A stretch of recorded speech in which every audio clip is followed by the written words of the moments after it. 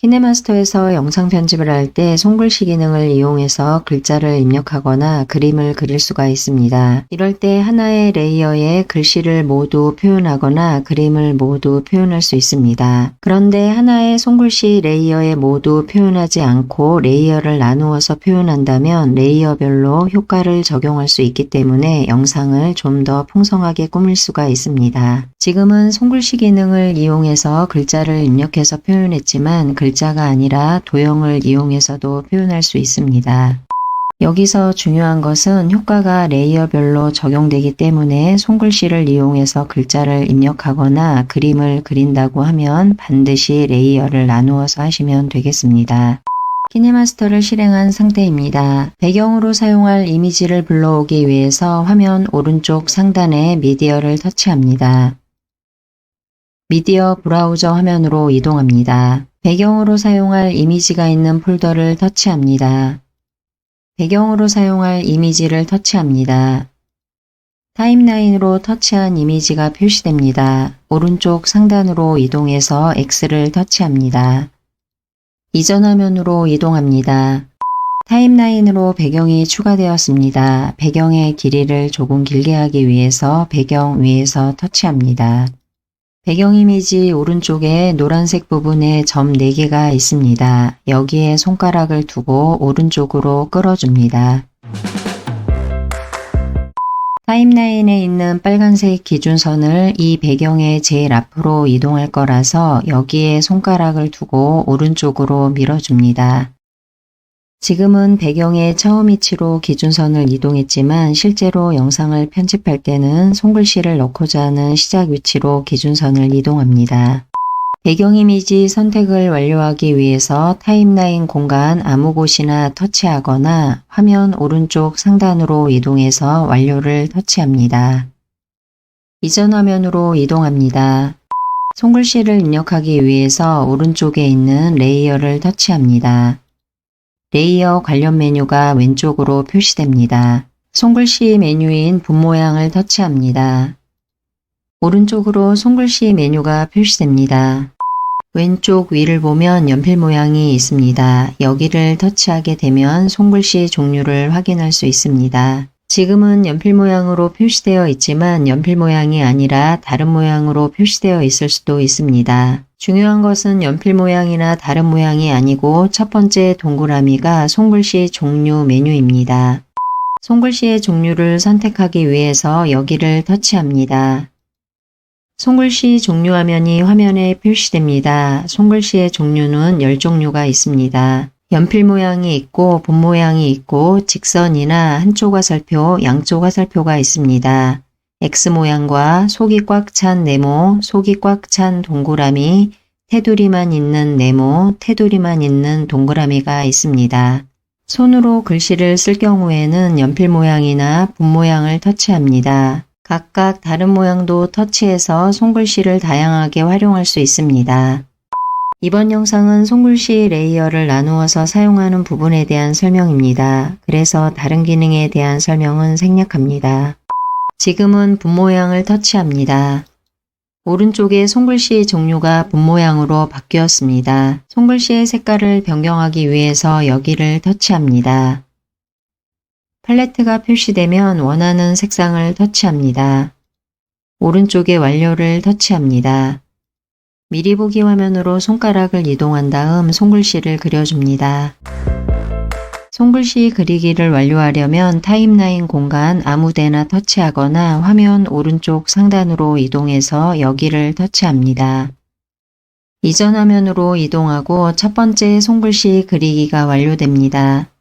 첫 번째 손글씨는 1이라고 그렸고 두 번째 손글씨는 2라고 그립니다. 세 번째 손글씨는 3이라고 그릴 겁니다. 그런데 이 상태에서 2나 3을 그리지 않고 타임라인을 보면 손글씨 레이어가 하나 있습니다. 지금처럼 이렇게 손글씨 레이어를 하나 추가해서 2라고 그리고 또 하나 추가해서 3이라고 그립니다. 손글씨 레이어 하나에다가 1, 2, 3을 모두 그려도 되지만 효과가 효과가 레이어별로 적용되기 때문에 일부러 나누어서 그립니다. 물론 그리는 1, 2, 3에 동일한 효과를 준다고 하면 손글씨 레이어 하나에다가 1, 2, 3을 그리면 됩니다.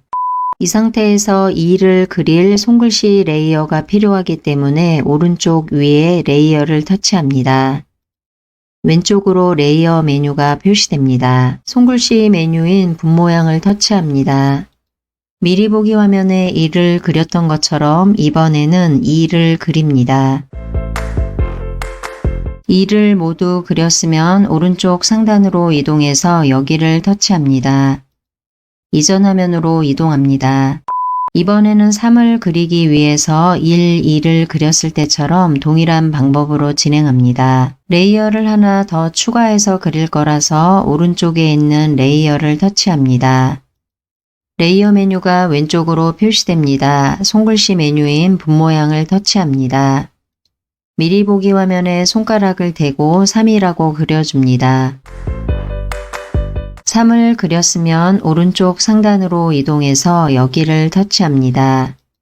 이전 화면으로 이동합니다. 타임라인 영역을 확대해서 보기 위해서 화면 왼쪽 하단으로 이동해서 아래에서 두 번째를 터치합니다. 배경 이미지의 끝을 화면에 표시하기 위해서 여기에 손가락을 두고 왼쪽으로 밀어줍니다. 손글씨를 보면 3개 모두 같이 화면에 표시되고 같이 화면에서 사라지게 됩니다. 3개의 손글씨 모두 위에 있는 이미지 끝 길이와 동일하게 손글씨의 길이도 맞춰주겠습니다. 손글씨 각각의 길이를 조절하기 위해서 각각 터치해서 길이를 맞춰줘야 합니다. 길이를 조절하고자 하는 손글씨 위에서 터치합니다. 터치한 손글씨 테두리로 노란색이 표시됩니다. 오른쪽을 보면 노란색에 점 4개가 있습니다. 여기에 손가락을 두고 위에 있는 이미지 끝 길이에 맞게 끝까지 끌어줍니다. 2번 손글씨와 3번 손글씨도 위에 있는 방법과 동일하게 길이를 맞춰줍니다.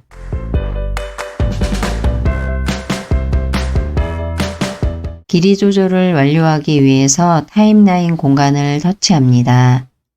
기준선을 제일 앞으로 이동하기 위해서 여기에 손가락을 두고 오른쪽으로 밀어줍니다. 다시 영상의 처음 위치로 빨간색 기준선이 이동했습니다. 지금 상태를 보면 영상이 시작될 때 손글씨 3개도 모두 같이 시작됩니다. 이렇게 같이 시작되지 않고 손글씨 1이 영상이 시작될 때 같이 시작되고 조금 시간차를 두고 손글씨 2가 표시되고 다시 시간차를 두고 손글씨 3이 화면에 표시되게 하겠습니다. 그러기 위해서는 손글씨 각각의 시작 위치가 조금씩 바뀌어야 합니다. 첫 번째 손글씨는 영상이 시작될 때 같이 화면에 표시될 거라서 그대로 둡니다. 두 번째 손글씨의 시작 위치를 변경하기 위해서 여기에 손가락을 두고 터치합니다.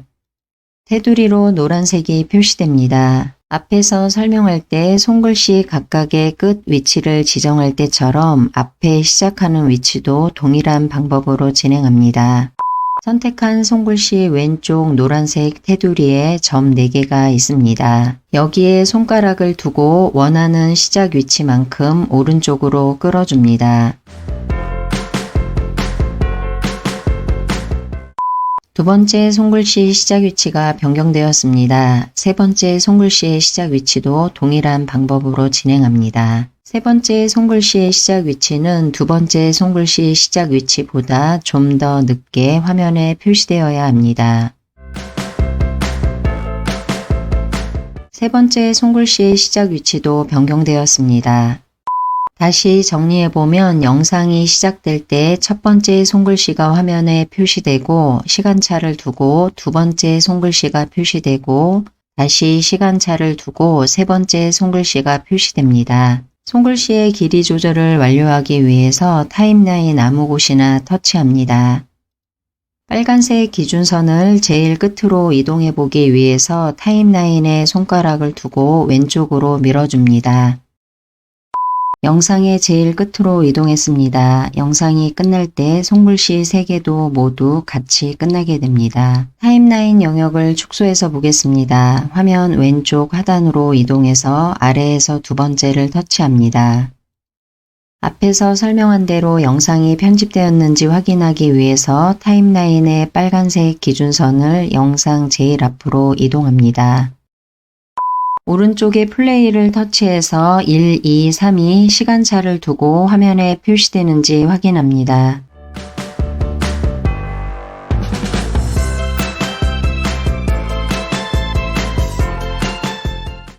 숫자 1, 2, 3이 영상이 재생될 때 한꺼번에 표시되지 않고 시간차를 두고 하나씩 화면에 표시되었습니다. 이번 영상에서는 손글씨 종류 중에서 직접 손으로 쓰는 기능을 이용했습니다. 이렇게 직접 손으로 글씨를 썼기 때문에 일반 자막을 입력하는 것과 별로 차이가 느껴지지 않는다는 경우도 있습니다. 손으로 직접 글씨를 쓰는 손글씨의 기능도 있지만 이외에도 다른 종류의 기능들이 있습니다. 이런 손글씨 종류의 기능들을 활용하게 되면 좀 더 영상을 풍성하게 만들 수가 있습니다. 이번 영상에서는 손글씨에서 붓기능을 이용해서 글씨를 썼기 때문에 펜과 붓기능이 단순하게 글씨를 쓰는 기능이라고만 알 수도 있습니다. 펜과 붓기능은 자막을 입력할 때처럼 글씨를 썼다고 생각할 수도 있지만 글씨를 그렸다고 생각하면 됩니다. 이 말은 펜이나 붓으로 글씨를 그릴 수도 있지만 다양한 그림을 그릴 수도 있습니다. 손글씨 종류를 보면 펜이나 붓 이외에도 직선, 화살표, 동그라미, 네모 등이 있습니다. 이러한 기능을 이용해서 어떠한 정해진 형태의 그림을 그릴 수도 있지만 펜이나 붓으로 내가 그리고 싶은 대로 자유롭게 그림을 그릴 수도 있습니다.